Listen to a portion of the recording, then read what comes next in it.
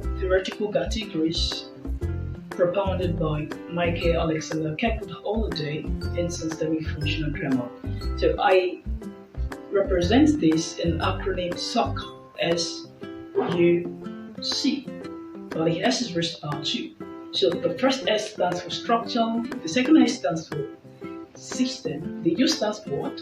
It stands for unit, and the C stands for what? It stands for class. Now let's quickly run through those steps. The first one we're taking is the unit.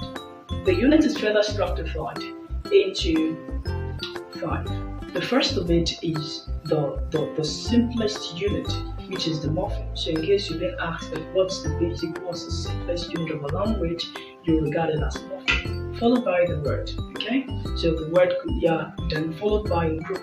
The group could be noun phrase, it could be adverb phrase, and if everything that has to do with phrase, noun phrase, adverb phrase, adjective phrase. Likewise, we have clause as well, which happens to be one of the unit.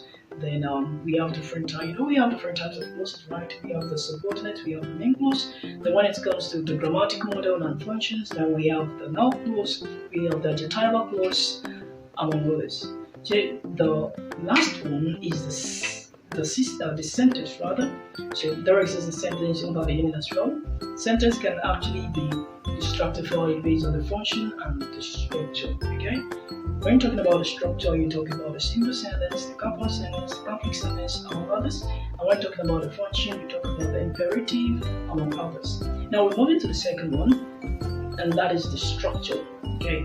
Now structure has to do with the related network, how well you could actually, the distinctive feature that differentiates one group from the other. So structure is mainly based on the larger constituents, which are the phrase, the clause, and the sentence.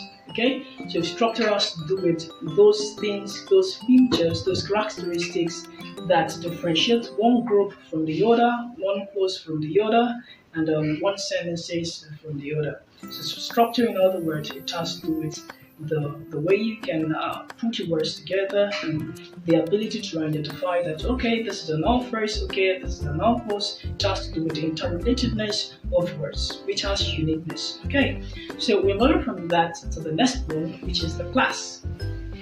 The class is, it has to do with the part of speech. Okay, so that's why you have it as word class. So instead of using word class, so the part of speech can further be stratified into 2. All the 9 part of speech that exist in English language can be stratified into 2. So you have the 9 part of speech there. So the stratification are the open class part of speech and the closed part of speech.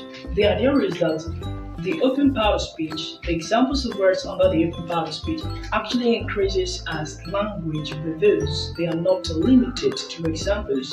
So I'll give you fewer examples of part of speech that falls under the open part of speech, which are the noun, the verb, the adverb, the adjective, and the interjection, because you can actually interject any words like, oh, wow, get out, and so on. So that is not also restricted as well, though it is dependent on some other part of speech. So it falls under the open part of speech.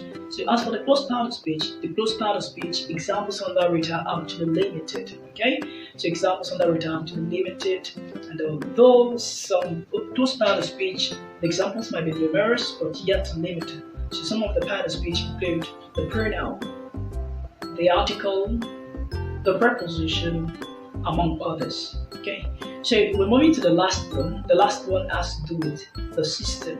The system has to do with the choice you make as a speaker and the process of constructing your sentence. So using the predicate as an example, in the choice, you could decide to make use of active voice instead of the passive voice. You could decide to make use of past tense instead of present tense, depending on when the action was performed, and some other things like that as well.